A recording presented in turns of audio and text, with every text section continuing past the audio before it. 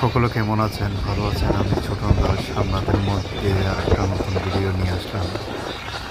জীবনে আসলে কিছু করতে চাইলে অনেক ধৈর্য রাখতে হয়। ধৈর্য ক্ষমতা যদি না থাকে আপনি এগিয়ে যেতে পারবেন না। এগিয়ে যাবার জন্য অনেক রাখতে হয় ধৈর্য।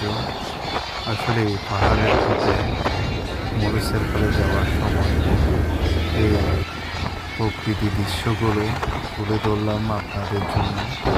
এই আসলে কেমন হলো জানাবেন।